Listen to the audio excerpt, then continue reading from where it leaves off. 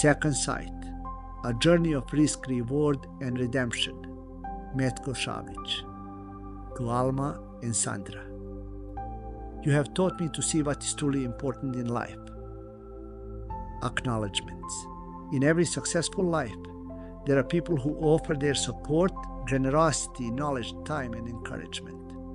I have been fortunate to have more than my share of these people, and while I cannot name everyone, I want to acknowledge the following people who played a special role in our family becoming true Americans, and who helped a blind find his way.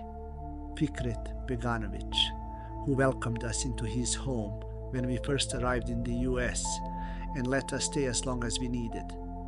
Milka Goodlet, who did so much for us, guiding us through all the confusing paperwork and legal documentation, driving us to medical appointments, acting as our translator, taking us on endless shopping trips, teaching us so much about our adopted country, and most of all, motivating me to go to school and find my future. Jamie Schmidt, who encouraged us when we were fresh immigrants, gave us much needed furniture, and taught us our very first English lessons.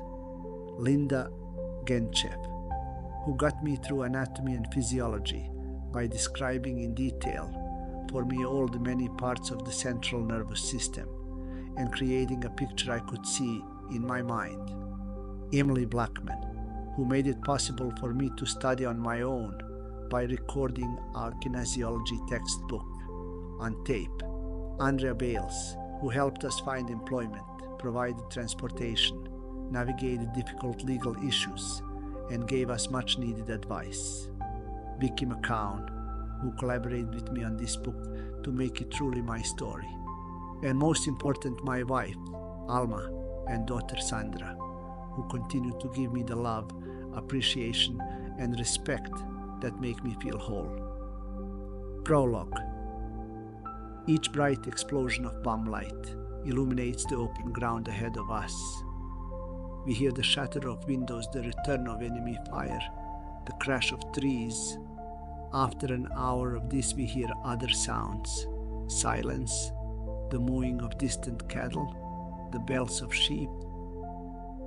It does not seem there is room for the human voice in this place. Excerpt from a letter found on a Bosnian soldier's body. The skirmish had left wounded soldiers lying here and there on the muddy makeshift battlefield. As I moved from man to man, I administered what aid I could. One of the wounded lay out in the open with no cover to find me. I didn't relish putting myself in the sniper's crosshairs, but I was the company medic. I had to help that soldier if I could. I ran forward and knelt down beside him, assessing his wound. Not too serious, I thought, and I turned to open my knapsack for an anesthetic. The distinctive crack of high-powered rifle split the quiet of the morning, and all went black. Chapter 1. At the Tallinn, July 1991 Velika Kladusha. We need a new roll of paper in the ticket printer. The owner, Tallinn, wiped his pudgy hands on the front of his apron and bumbled behind the bar counter. Given his wide girth, he barely fit and certainly couldn't bend over. He had to squint to see what hid in the dark recesses of the lower cabinets. I stood behind the bar, drying some wine glasses and pretending not to notice my manager's unmistakable presence. The restaurant, filled with patrons, buzzed with friendly chatter. "Hey, Metcco, you know where the extra paper is, eh? Storage rack in the back, top shelf, I think." Tallinn gave a grunt and shuffled back through the swinging kitchen doors. I heard him yell at one of the cooks, and a pan clattered to the floor. I couldn't help but smile. It had been almost 3 months since I had applied for a position at the Tallinn, a well-known restaurant in Velika Kladusha that served traditional Bosnian food named after its owner. I remembered my interview clearly. Tallinn had strolled out of the kitchen with carrots in his apron pockets and a glass of wine in his hand. Before he said a word, He had taken a healthy drink from the glass and cleared his throat. "So, my boy, what can you do? Can you cook, clean dishes, carry plates?" Talon's eyes widened when I reached forward and took the wine glass from him. But instead of protesting, he watched me with curiosity.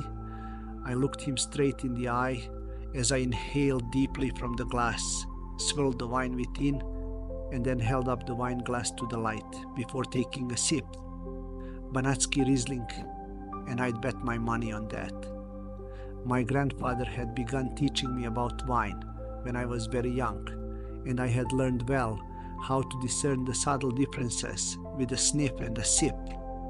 Our regions had been producing fine wines for hundreds of years, and my grandfather knew most of them well.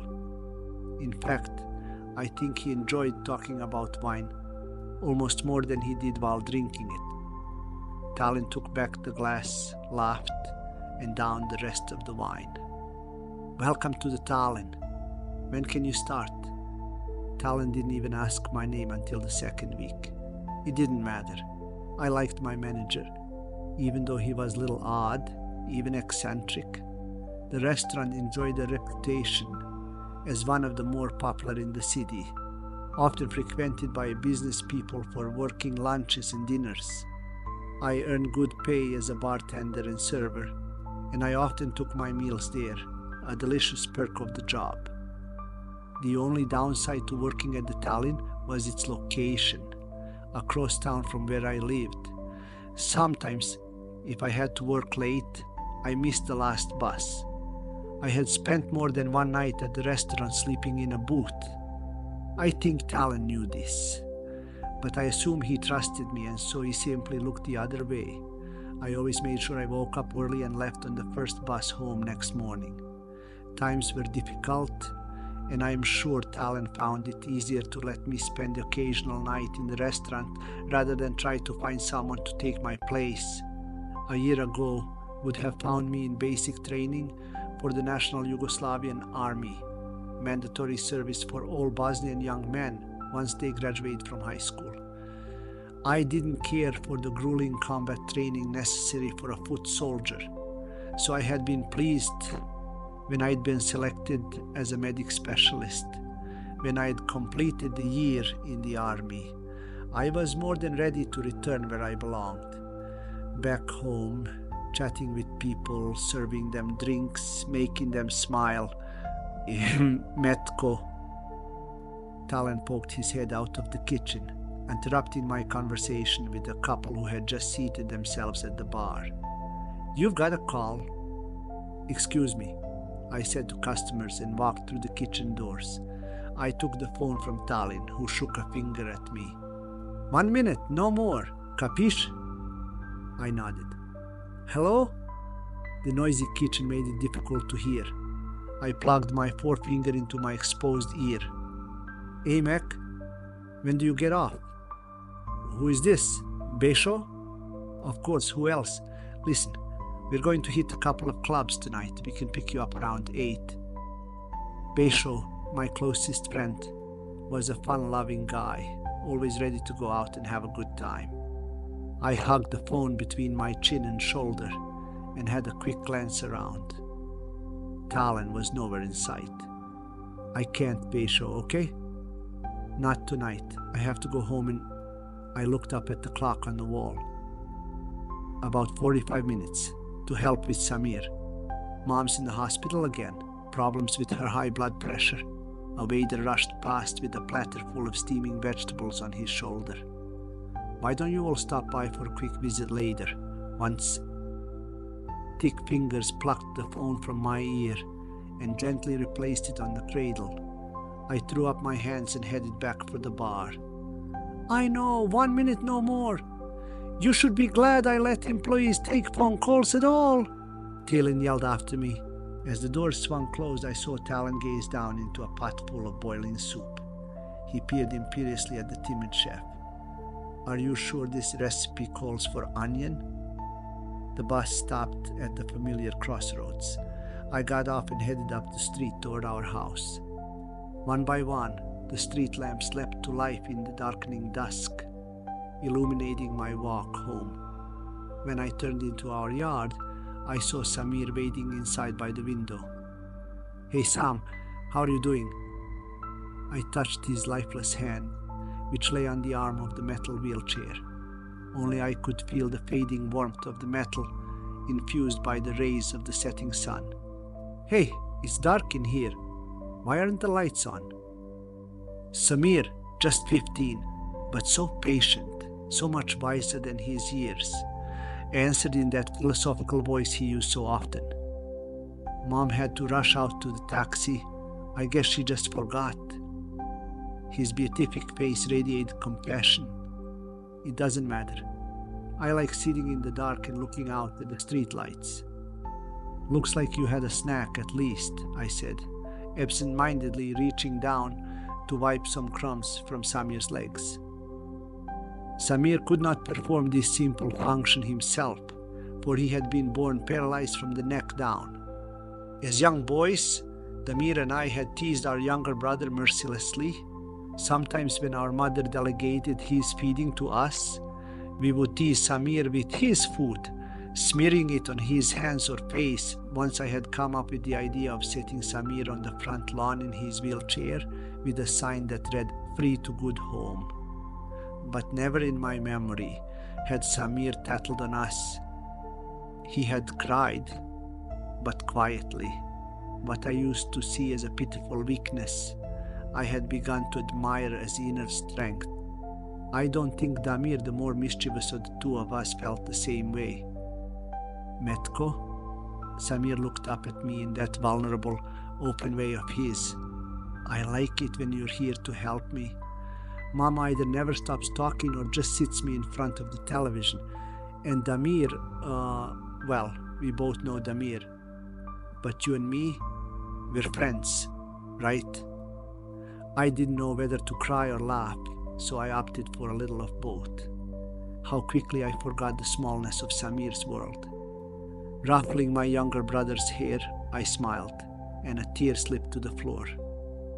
"Yeah, Sam, we're friends."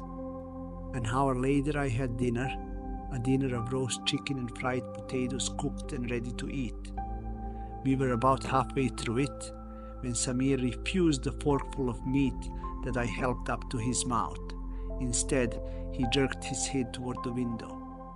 "Here, she comes." Fork in midair, I followed Samir's gaze to the road. Although it was dark out, I could see a young woman walking down the street, about 2 houses away from crossing in front of ours. She was wearing shorts that showed off her tanned, fit legs and a white tank top as clean and casual as clouds. She walks the same route, the same night every week to visit her grandparents. I knew Samir had spoken, and I yet didn't take in the words.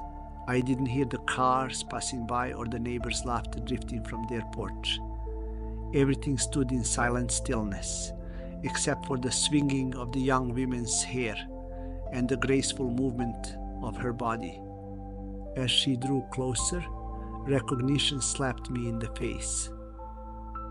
10 years ago, at age 8, I had first encountered her, right here in front of our house. She'd been lugging a basket, one far too big for her small frame, on her way to the corner grocery store to buy some fruit for her mother. The Melkic family lived on our street, 6 houses down, but on the other side.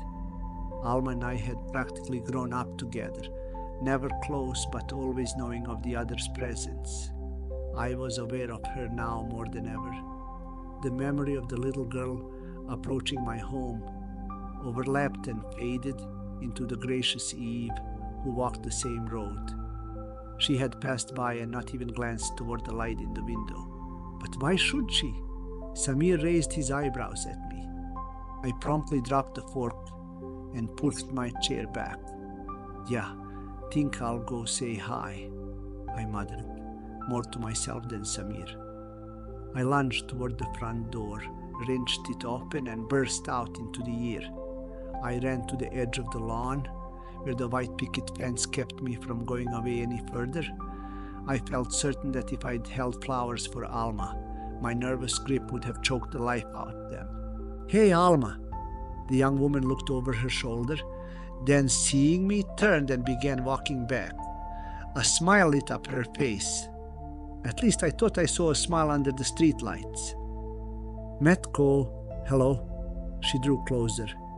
"Having dinner with your family tonight?" Yeah. I nodded toward the house. "Actually, it's just me and Samir. Mom's? Well, she had to go to the hospital." Alma's brows knit together in a concerned frown. "The hospital? What happened?" "It's just her blood pressure. Sometimes it gets too high and she needs to spend a day under a doctor's care to get it back to normal." "Oh, well, I hope she's okay." Alma's face lost its worry lines and her lips curved into a smile. "I haven't seen you in a long time, or Damir either for that matter. You aren't running around with him, are you?" No. I was gone for basic training in the Yugoslavian National Army, but now I am home, putting in as many hours as I can at work." Her eyebrows arched. "The Tallinn." Alma leaned comfortably against the fence post and titled her head prettily. "That's a classy place." I flushed with pleasure at this compliment. "Why don't I take you there sometimes so you can see it?" "What, while you're working?" My mind stumbled over this response. Surely she understood I was asking her out. "How do you know I haven't ever eaten there?" "Well, I thought that it might be nice to, if you'd like to catch up on what we've been doing these past years, we could go there, have a nice meal, talk." There was a pleasant dint of laughter in Alma's smile. She looked past me and waved to Samir. "I've been already, thanks," she said. Mentally, I dropped the imaginary flowers from my fist. What had I expected? Of course, a pretty girl like her would have a boyfriend.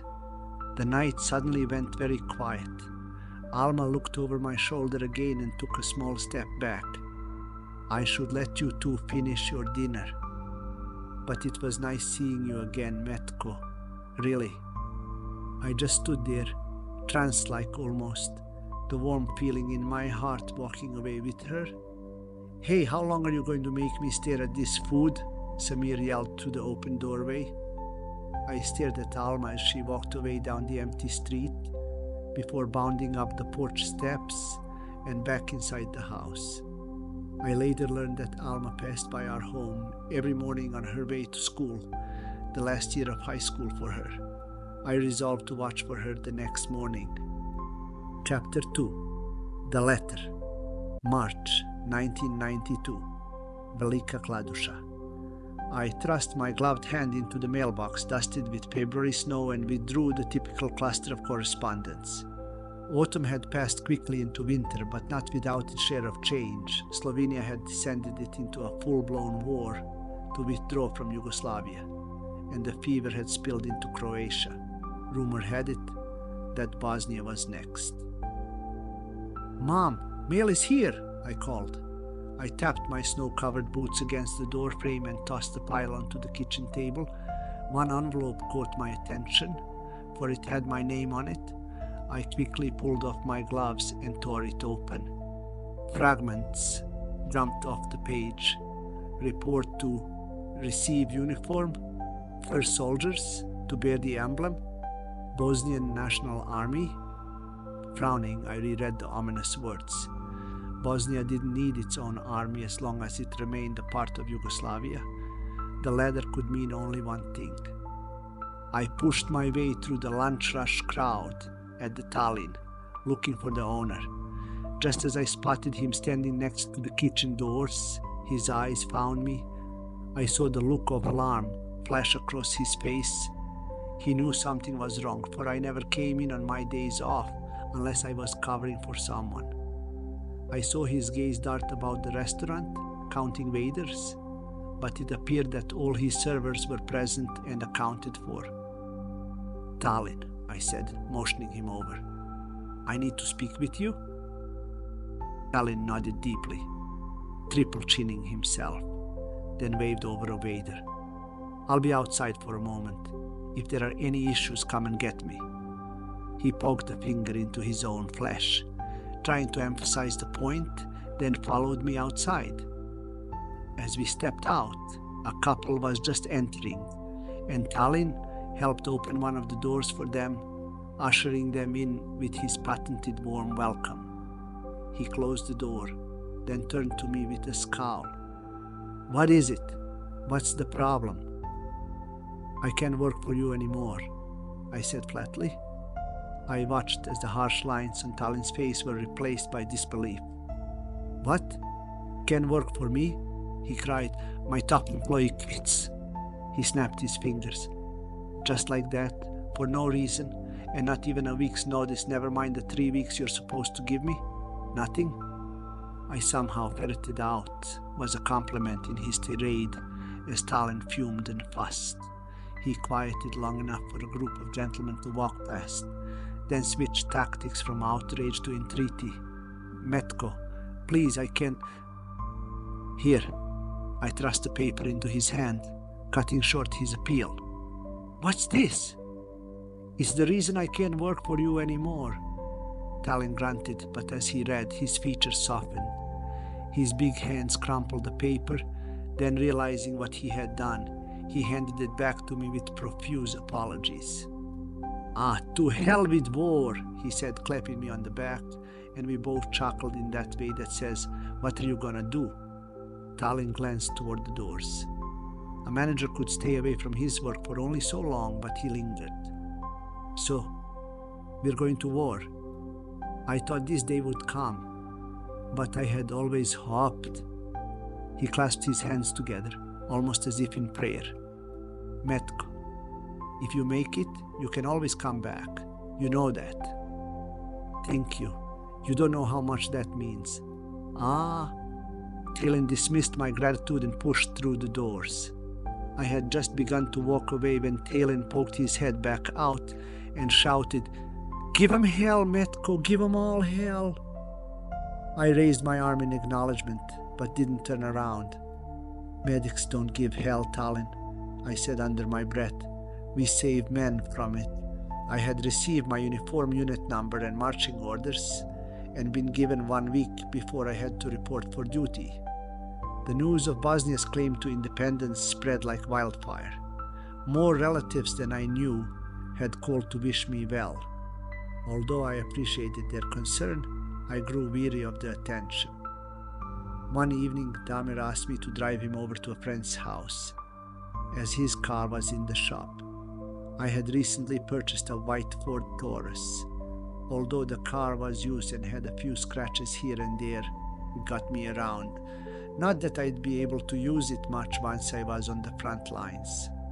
Unfortunately, it would probably sit idle, as Mom had no driver's license.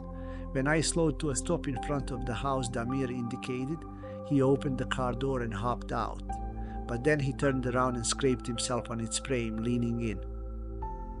"Metcco, why don't you come in for a while? You need to have some fun before you leave." He grinned that irresistible grin of his. "It may have to last you for a while." Loud music resonated from the house a few yards away, and I could see the silhouettes of people dancing. "I don't know. Looks pretty wild." "What do you mean?" asked Damir, indignant. "It's just a few people having a good time. Why don't you come in and have a drink? Smile at the pretty girls." Again the impish grin. "They love a soldier." "Yeah." I had to admit the party looked like fun. "Are you kidding? You should have worn your uniform. Park the car, why don't you? If you don't have a good time, you can leave whenever you want." Damir slammed his door, and I eased the car closer to the curb. Before I knew it, Damir had opened the driver's door and half pulled me out onto the street. "Come on, there's someone I want you to meet." The front door to the house opened and sound washed over me like the holy waters of a baptism. Some couples paused their grinding to the beat, lifting their beers in greeting. "Follow me," said Damir, finding the stairs that led to the basement. If the music had been loud upstairs, it was deafening here. A huge keg had been set up in the corner, and bottles of wine and liquor sat on a makeshift bar. In the dim light, I saw a couple making out on the couch, oblivious to what went on around them. "Metcco," Damir shouted above the music. "That's Brunette." I followed Damir's pointed finger to a woman across the room. She stood among 5 or 6 other people, half dancing, half drinking, a very inviting image. Medium height and blonde, she had the build of a gymnast, with long legs that ended in sexy high heels. When she saw Damir pointing at her, she smiled and approached us with an inquisitive look. "Hi, Damir," she said, giving him a seductive glance. "I'm glad you made it." She ran her eyes up and down my torso, and I felt a sudden flash of heat. "And who have you brought with you?" "Brunette, this is my brother Metcco. He's a soldier, going off to war soon. He doesn't know anyone here. I was hoping you could make sure he has good time." Brunette smiled slyly and looked down at her empty glass. "Wait for me while I get another." She sauntered away in the direction of the bar. I watched her retreating backside with appreciation until Damir punched me in the shoulder. "She's all yours, man. Have fun." Before I could protest, Damir disappeared into the crowd. Unbidden, the image of Alma's face came to me. Sweet, classy Alma wouldn't fit in here any more than I did. I had just decided to leave when Brunette stepped back into my line of vision. "Going somewhere?" Before I could say anything, she laughed and pressed herself to my side, putting a drink in my hand. "Oh, Metcco, you don't know what you're getting into, do you? It's going to be different in a war. No dancing, no laughter, no women." She rubbed her body sensuously against mine. "You might not have another night like this." She paused to let her meaning sink in. "Not for a long time." I felt my resolve slipping. Before I knew it, I had one hand around her waist and the other lifting the drink to my lips. Brunette's eyes gleamed as she watched me drain the cup. Then she grabbed my collar and enveloped me in a kiss. The rest of the night passed by in a mangled blur as I gave myself over to forgetting. Brunette was more than willing to help and flaunted herself before my drunken eyes. At one point I saw Damir at the foot of the stairs to the basement. He motioned for me to come over. After leaving a sloppy kiss on Brunette's lips, I stumbled toward my brother, tripped, and landed on my back at the foot of the stairs. "Man, you're really living it up, huh?" Damir laughed and helped pull me into a seated position. "I've got a deal for you. Me and some other guys you know have started making a black market runs. Gas, cigarettes, that kind of thing. We could use another vehicle and it'd give us something to do when you're off at the front lines." I nodded, but my eyes had wandered back to Brunette. Damir dug into his pocket. "Look." Damir thrust something toward me, and I focused enough to see a fan of $100 bills. "I'll give you some of these. Consider the down payment on the agreement." I waved the money away and struggled to my feet, cursing him, a bitter edge to every word. "I'm not getting into that. No way," I slurred.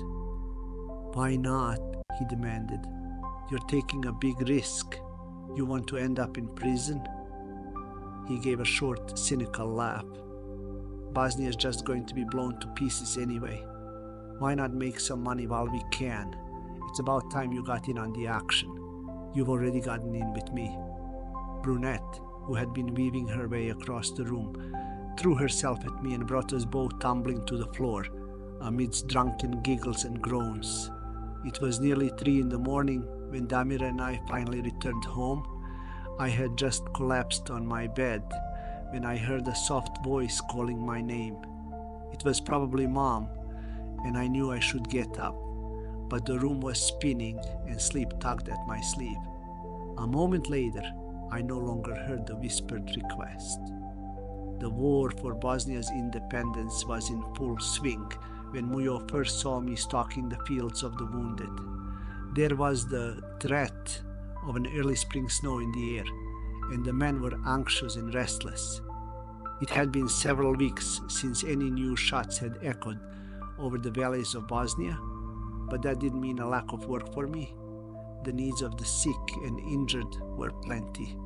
I did not know that Mujo had been watching me during the few weeks since I joined our platoon. I spent much of my time among the ranking officers, taking orders from them to other medics.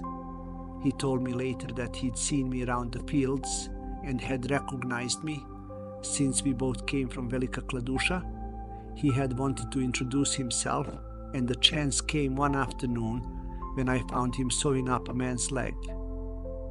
"Can I help?" I asked. "Here." He tossed me a pair of gloves. "Hand me that scalpel over there." He jerked his head toward the table of surgical instruments. "Then have the gauze ready when I need it." For the next half hour, I watched as the older medic's fingers moved swiftly with the sureness that comes from years of experience. "You work hard," I said, fascinated by his quick, adept movements. "I have to. When I don't, men die." Finally, Mujo examined his work and then, evidently satisfied, stood up. "Let's take a break, have a smoke."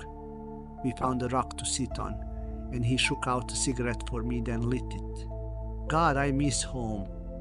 His eyes scanned the bleak comforts of the makeshift tents. "I wish I were there with my wife and 3 kids." He took a long pull of his cigarette. "What about you? Where would you like to be?" "Bartending at the Tallinn." Our gazes met. I recognized the look of understanding deep in Mujo's hazel eyes. But in front of that, as if on guard, there burned the cold hardness of determination. He stubbed out his cigarette. "Come on, I can use you to help me distribute medication," he said. I followed him to the main tent where cabinets held a variety of medicines. Following his directions, I pulled a handful of bags from a drawer and wrote on them, "Headache, or fever, or diarrhea." Mujo handed me a larger bag. "You can fill the little bags with these." "But all these pills are the same." "The only medication we have access to is painkillers. We do whatever we can to make the men feel better, even if it means lying." I looked at him and met the steely gaze of someone who had long ago accepted the inevitable. I felt a calm as we left the warmth of the tent, but it was a cold calm, devoid of any compassion, the calm of knowing a job must be completed. What I didn't know then was that Mujo had caught the scent of war on the wind. He knew the conflict would be moving in on Velika Kladuša. Like a slowly tightening circle, the Bosnian National Army would soon have us marching through our own streets, firing on our own kin. We would not fight in the name of the Bosnian National Army much longer. We would leave its ranks to join the Western Bosnian Army to fight in the streets of our own town. Chapter 3, Escape Plan, September 1992. Velika Kladuša. I can still remember my first cigarette in September 1985. I was in 9th grade. Most of the boys in my class smoked with the hope that the girls would catch them doing it. Smoking was cool, and it wasn't long before they coaxed me into lighting up against the school's back brick wall. I will never forget that feeling, like a horse kicked me in the chest. But I coughed it off, played like I was okay, and puffed down the rest of the cigarette until I could snuff out the stub. That Friday, a few of us went to a dance. I had bought my first pack of cigarettes, and I felt so cool and grown up that I smoked the whole pack. By the time I got home, I was throwing up like a dog. A gentleman gesturing for one of the cigs from the box in my hand brought me back to reality. I tapped one out of the box and took the man's money. I had come to see the wisdom of Damir's argument and had joined him in his black market enterprise. Cigarettes and gasoline, that's what was keeping the Sabic family in business. Every other week or so, Damir and I left envelopes with significant sums of money on the kitchen counter. I'm sure Mom wondered where the money came from, but she never questioned us. She saw that her family didn't struggle as much as some, and that was good enough for her. My mother, Asima, had been left by my father, Vilaga, to raise her 3 sons alone. Would we have turned out differently if our father had stuck around? Who knows? He was there for our early years until Samir arrived, as if one catastrophe paved the way for another. Moments after newborn Samir was declared paralyzed, Vilaga confessed he had a mistress. My mother never told anyone the truth about why our father left. The infant's condition was reason enough to satisfy most. Although Vilaga left our family to be with Dushanka, a woman barely half his age, his life did not turn out well. They settled in Croatia and had a child together, but evidently she was killed at an early age when she tottered unobserved onto a busy road. And just in this past year, Asima had received word of Vilaga's own death, killed in battle. So it seemed we would have had to deal with his abandonment one way or another. I checked my watch and glanced around. We had set up at one of many impromptu marketplaces along the border between Bosnia and Croatia. Activity seemed to be slowing down a bit. I decided to leave and get ready for the night's run. With one last sweep for potential customers, I tucked the last cigarette into my teeth and walked away. Metcco turned the heat on.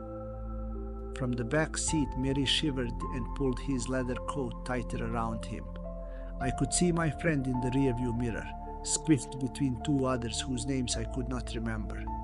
As always, Besho sat next to me in the front passenger seat. I already told you the heater doesn't work. "Hey, watch out," said Besho, pointing at an indistinct lump in the road ahead of us. I quickly turned the wheel, sending my complaining passengers bumping against each other.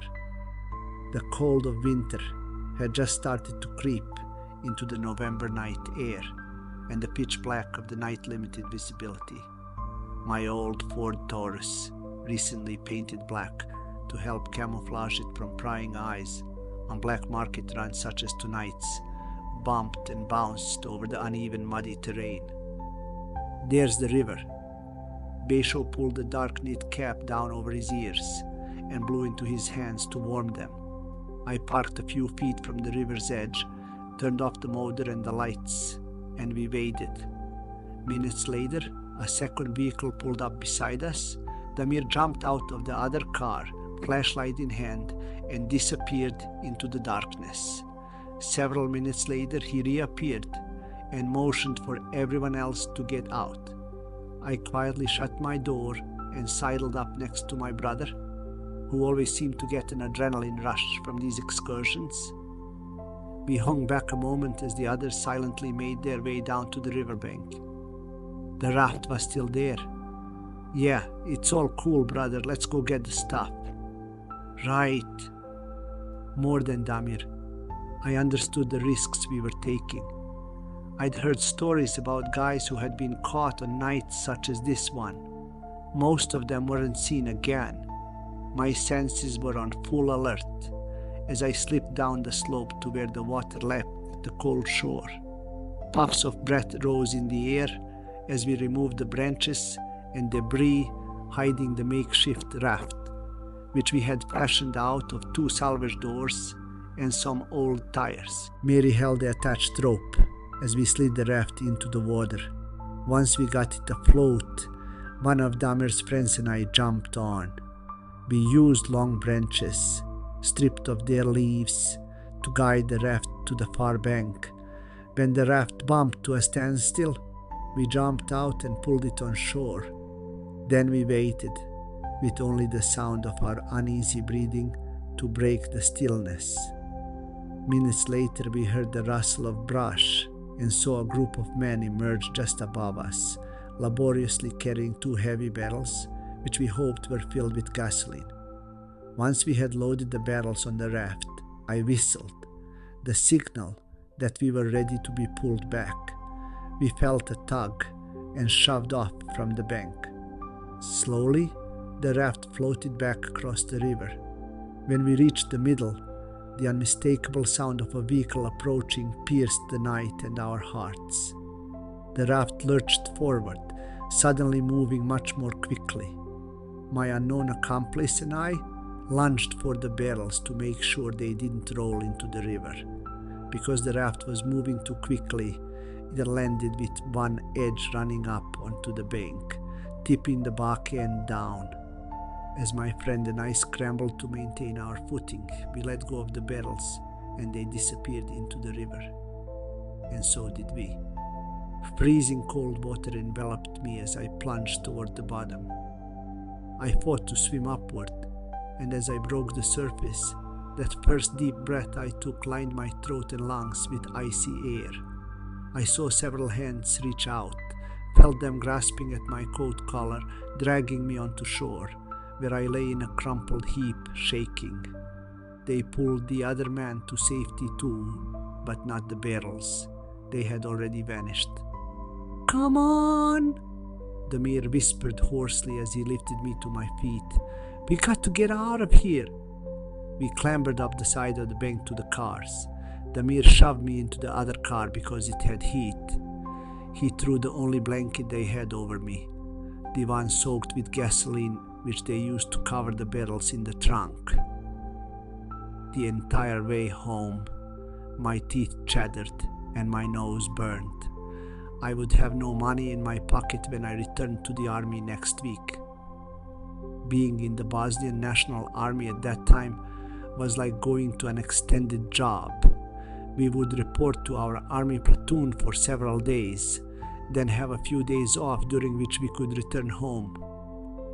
When I returned to my unit after that last disastrous black market run, one of the first people I saw was Ibrahim. The older soldier and I had become unlikely friends. Why he chose to spend his time with a cocky young medic, I couldn't guess. We shared a nod of greeting, and Ibrahim fell into step beside me. "Things have changed since you've been gone." While I was intrigued, I kept my expression impassive. When he got no response, Ibrahim went on, "The conflict is coming closer to Velika Kladuša. It won't be long before we'll be asked to attack our own city." The cloth edges of the medic tent flapped in the cold wind as I stepped inside, followed closely by Ibrahim. I overheard a group of officers talking about it, planning their strategy. They believe the Serbians will be moving in on Velika Kladuša shortly to claim the land. So they're going to make a preemptive strike, take the city before the enemy can. I angrily snapped on a glove, struggling not to spit out my words. "Why are you telling me this?" "So you can get out. With me." I turned to Ibrahim, incredulous. "There's a group of soldiers forming, call themselves the Mujo Hrnjika. They are determined to defend the city from both the Bosnian National Army and anyone else who may decide to try and invade. I want to join them. I think you should too." I turned away from him. "I don't need to be saved, Ibrahim," I said sharply, and rudely brushed past him to grab the instruments I needed. Inside, I did not feel such certainty, and I hoped he wouldn't see how deeply this news troubled my heart. Now, how little I knew Ibrahim then. He understood me only too well. On my next days off, I was hanging around the black market when one of my friends made his way over to me. "Hey, Metcco, I have good news for you," he said, slapping me on the shoulder. "I just came back from a construction job in Croatia, and do you know what? Your father Velaga was on the same job." I pulled away and looked him in the eyes with the weariness of one hunted. How could this be true? But he died fighting in Croatia, I stammered. "Well, then he's back from the dead." "I didn't just see him, Metcco. I spoke to him. He wants you to meet him at the restaurant Plava Laguna. He says it is abandoned, and no one will bother you there." I knew what he said must be true. My dad had been well known in the construction industry in both Bosnia and Croatia, whose border lay just outside our city. He had a reputation as being both reliable and skilled. As a boy, I often worked with him during the summer, helping as much as I could on the homes he built. But then he had left our family and moved to Croatia, and although he didn't live too far away, when war broke out in Yugoslavia, suddenly he and I were considered enemies. I hadn't seen him in years and had believed him dead. My heart was torn. I wanted to go find my father, but what if it was a trap? What if someone else waited for me there, a rival who wanted me out of the black market? As the day wore on, several others approached me with the same news. They had seen my father, and he was well. He wanted to see his son. I decided to risk it. I sent word with my friend to let my dad know when I would be there. Once I got across the border, I followed the directions I'd been given to the Plava Laguna.